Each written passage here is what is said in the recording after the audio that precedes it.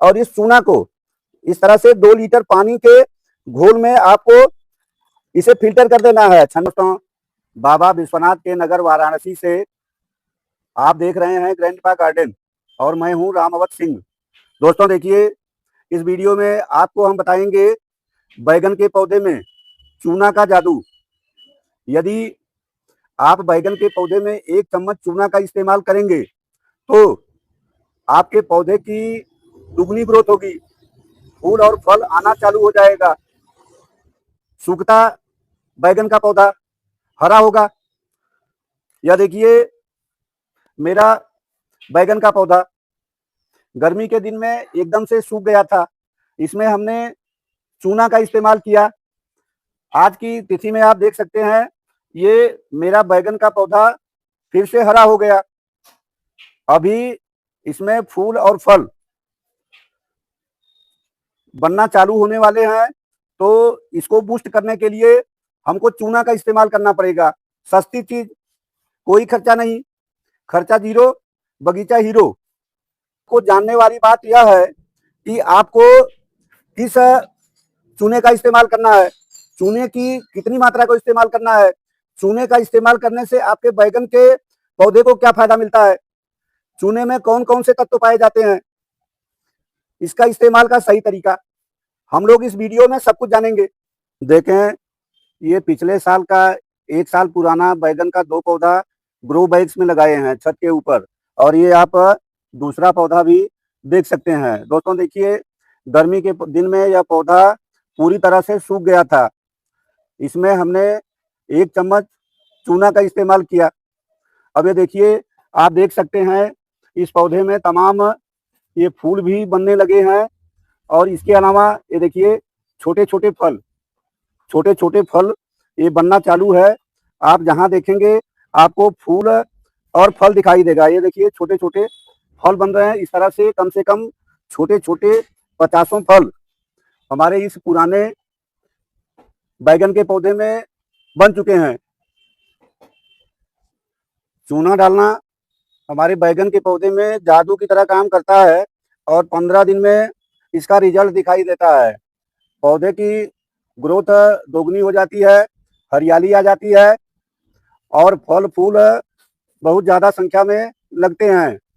Video में अंत तक बने रहिए। मेरे चैनल ग्रैंडपा गार्डन को सब्सक्राइब करिए, वीडियो को अंत तक देखिए। वीडियो अच्छा लगे तो लाइक करिए, अपने फ्रेंड्स और रिलेटिव्स को शेयर करिए। अपने वीडियो में हम आगे बढ़ते हैं। यह पौधा पूरी तरह सूख गया था। अब आप देखिए हमने उस समय क्या किया था। आप ये देख सकते हैं अच्छी तरह से प्रूनिंग किए थे और इसको जगह जगह से काट दिए थे। ये देखिए अब भी जो सूखा पोर्शन दिखाई दे रहा है इसको आपको इस तरह से काट देना है। हम फिर से ग्रोथ आने के बाद भी फिर से अपने ये देखिए पौधे की प्रूनिंग कर लेंगे। अब जहां भी हमको ये सूखा दिखाई देगा पूरा काट करके हमको अपने पौधे को अच्छी तरह से साफ कर लेना है। ये देखिए हम ऐसे सफाई कर लेंगे, ये जरूरी है। अब देखिए आप देख सकते हैं गर्मी में सूख चुका पौधा 90% सूख चुका था, लेकिन फिर से इसमें हमने चूना का इस्तेमाल किए, हरा भरा हो गया। आगे इसमें फूल और फल की संख्या को बढ़ाने के लिए हम फिर से चूना का इस्तेमाल करेंगे। कैसे इस्तेमाल करेंगे? देखिए आपको 1 चम्मच चूना लेंगे। ये चूना देखिए 1 चम्मच की मात्रा ग्राम में बोले 5 ग्राम। आप एक गिलास में पानी लीजिए, करीब 200 ml। 200 ml पानी में इस तरह से 1 चम्मच चूना को आप ऐसे देखिए चूना को पानी में आप डाल दीजिए। 1 घंटे तक छोड़ देना है। 1 घंटे में चूना के सारे तत्व पानी में आ जाएंगे। चूना 2 तरह का होता है, एक होता है साधारण चूना और दूसरा होता है डोलोमाइट चूना। साधारण चूना कौन सा है? अब आप लोग अक्सर कमेंट करते हैं कि कौन सा चूना इस्तेमाल करें, इसलिए मैं वीडियो में ही आपको अच्छी तरह से समझा देता हूँ।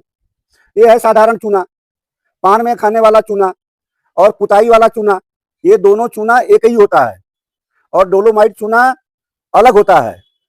अब साधारण चूना में डोलोमाइट चूना में क्या अंतर है?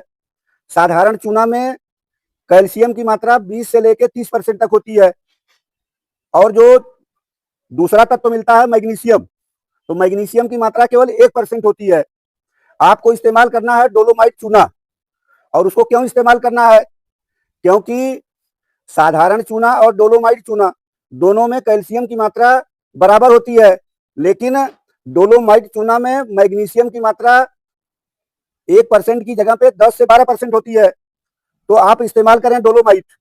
या क्या है, देखिए, जो ये खाने वाला चूना है या पुताई वाला चूना है, पानी में बुझाया जाता है। पानी में बुझा के या तो खाने में इस्तेमाल करते हैं छानकर, या पुताई में इस्तेमाल करते हैं। लेकिन जो डोलोमाइट चूना है, तो उसको पानी में नहीं बुझाते हैं।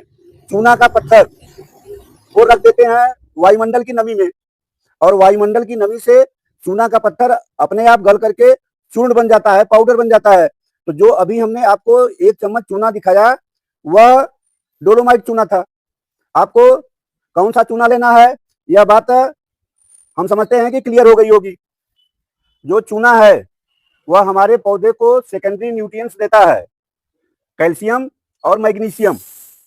तो आपका कोई भी पौधा होगा, मिर्च का हो, टमाटर का हो, बैगन का हो, आम का हो, अमरूद का हो, नींबू का हो, कोई पौधा है, उस पौधे को इस सेकेंडरी न्यूट्रिएंट्स के अलावा प्राथमिक न्यूट्रिएंट्स की भी जरूरत होती है। प्राथमिक न्यूट्रिएंट्स नाइट्रोजन, फास्फोरस, पोटेशियम।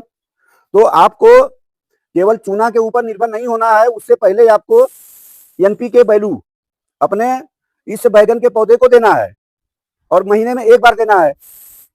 हम क्या दे सकते हैं? हर महीने बैगन को सबसे बढ़िया regular fertiliser, best organic fertiliser for brinjal plant, बैगन के पौधे के लिए सबसे अच्छी खाद जान लीजिए। ये देखिए, गोबर की सड़ी हुई खाद, ये हमने लिया है 200 ग्राम। हर महीने 200 ग्राम गोबर की सड़ी हुई खाद। यदि आपके पास गोबर की सड़ी खाद नहीं है, तो आप अपने बैगन के पौधे में वर्मी कंपोस्ट या लीव कंपोस्ट का इस्तेमाल कर सकते हैं। किचन वेस्ट की खाद का भी इस्तेमाल कर सकते हैं। तो आपको लेना है, ये देखिए, 200 ग्राम कंपोस्ट खाद, कोई भी कंपोस्ट अवेलेबल हो। इसके अलावा ये देखिए, आप दूसरी चीज डालेंगे। ये देखिए, 1 चम्मच सरसों के खली की खाद, सरसों की खली का पाउडर, मात्रा में बोले 10 ग्राम। इस तरह से गोबर के खाद में आपको यहाँ पे मिक्स करना है। अब इसके बाद देखिए, ये तीसरा चीज, ये देखिए, नीम की खली, और नीम के खली की भी ये 20 ग्राम की मात्रा लेना है। इस तरह से गोबर की खाद, सरसों की खली और नीम खली को आपस में इस तरह से आपको मिक्स कर देना है। बरसात के दिन में इसका लिक्विड बना के मत डालिए, ज्यादा नमी होने से आपके बैगन का पौधा जड़ें खराब होंगी, मर जाएगा। इसलिए ये सूखी खाद डालिए। इस खाद को डालने से पहले ये देखिए, कोई टूल्स लीजिए और इस तरह से मिट्टी की आपको कर देना है गुड़ाई, मिट्टी को कर दीजिए ढीला। और ये देखिए, इस खाद को इस तरह से अपने गमले की मिट्टी में डाल करके इसे देखिए चारों तरफ एक बराबर मात्रा में ऐसे आप मिक्स कर दीजिए। अब दोस्तों, बात आती है चूना डालने की। चूना डालने का सही तरीका जानिए। ये देखिए, 1 घंटा पहले हम लोगों ने 1 गिलास पानी में 1 चम्मच, मात्रा 5 ग्राम चूना इस गिलास में डाला था।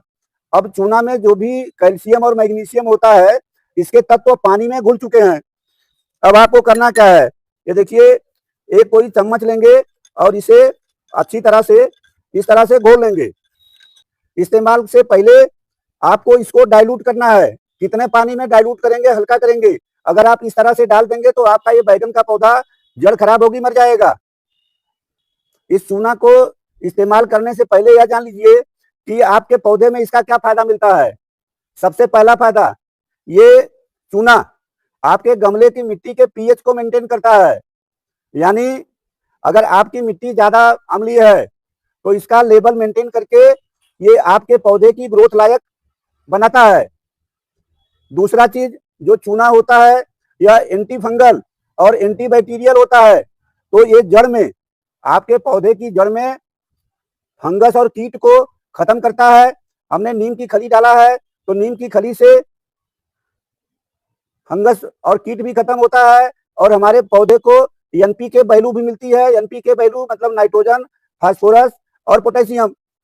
जब हम चूना को गमले की मिट्टी में डालते हैं तो गमले की मिट्टी में क्या फंक्शन होता है, इसकी जो जड़ है, बैगन के पौधे की जड़ ज्यादा डेवलप करती है, विकास करती है, क्योंकि इसमें जड़ को मैग्नीशियम मिलता है।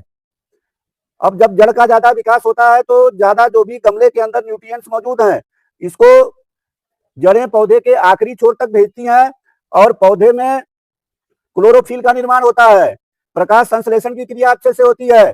और हमारे नींबू, मिर्च, टमाटर, बैगन, कोई भी पौधा होगा, इस फर्टिलाइजर को आप दूसरे पौधों में भी इस्तेमाल कर सकते हैं, तो उसमें हरियाली आती है और पौधे की ग्रोथ दोगुनी हो जाती है। जिस पौधे में कभी फूल और फल नहीं आता है, उसमें भी फूल और फल आना चालू हो जाता है। हमने 5 ग्राम 1 चम्मच चूना लिया था। अब देखें, किसी बर्तन में आपको लेना है 2 लीटर पानी। 2 लीटर पानी लीजिए और इस चूना को इस तरह से 2 लीटर पानी के घोल में आपको इसे फिल्टर कर देना है। कितना डालना है, अगर 12 इंच का गमला है तो आपको कितना चूना का ये घोल इस्तेमाल करना है। 12 इंच के गमले में लगभग 500 ml की मात्रा आपको इस तरह से गमले की मिट्टी में ऐसे देखिए चारों तरफ डाल देना है। पंप में चूना के घोल को भरिए और देखिए इस तरह से आपको अच्छी तरह से इसके तना और पत्तियों को ये पूरा आपको एकदम से स्प्रे करके पौधे को नहला देना है। इसके इस्तेमाल से पत्तियों के ऊपर कोई भी कीट नहीं लगेगा। देखिए मेरे बैगन की आप पत्तियां देख सकते हैं, आपको किसी भी पत्ती में छेद नहीं दिखाई देगा। तो बनना चालू है। तो अब की बार ये चूना, गोबर की खाद, सरसों की खली और नीम खली डालने के बाद 15 दिन में इसका रिजल्ट दिखाई देगा। इसमें तमाम फूल और फल बनने लगेगा। लेकिन आपको कुछ बात का और भी ख्याल करना है। किन बात का ख्याल करना है? अब ये देखिए, आप देख सकते हैं इस पौधे में तमाम ये फूल भी बनने लगे हैं और इसके अलावा ये देखिए छोटे छोटे फल ये बनना चालू है। ये जो पौधा आपका बैगन का है, इस पौधे को आपको धूप में लगाना है। जहां भी लगाइए इसको 6 से 8 घंटे धूप मिलना चाहिए, तभी फूल और फल बनेगा। ये देखिए गमले की साइज आपको बैगन के पौधे के लिए कम से कम 12 इंच का रखना है। और मिट्टी देख लीजिए, जिस समय हम इसमें फर्टिलाइजर लिक्विड डाले थे, तुरंत सारा लिक्विड मिट्टी एब्जॉर्ब कर ली। तो आपको मिट्टी को भी वेल्डेंट बनाना है। तो यदि आप इतनी बातों का ध्यान रखेंगे तो जो हम वीडियो के शुरुआत में दिखाए थे कि आपका पौधा बैगन का चूना के इस्तेमाल से फूल और फल से लद जाएगा, पौधे की ग्रोथ दोगुनी होगी। हम समझते हैं कि बैगन के पौधे में चूना का इस्तेमाल करने के लिए इतनी जानकारी काफी है। दोस्तों, आगे फिर किसी और वीडियो में आपके साथ में अच्छी जानकारी लेकर उपस्थित होंगे। तब तक के लिए आप सभी किसान भाइयों और गार्डनिंग प्रेमियों को नमस्कार, जय हिंद, प्रणाम, बहुत बहुत धन्यवाद। फिर मिलते हैं। जय हिंद।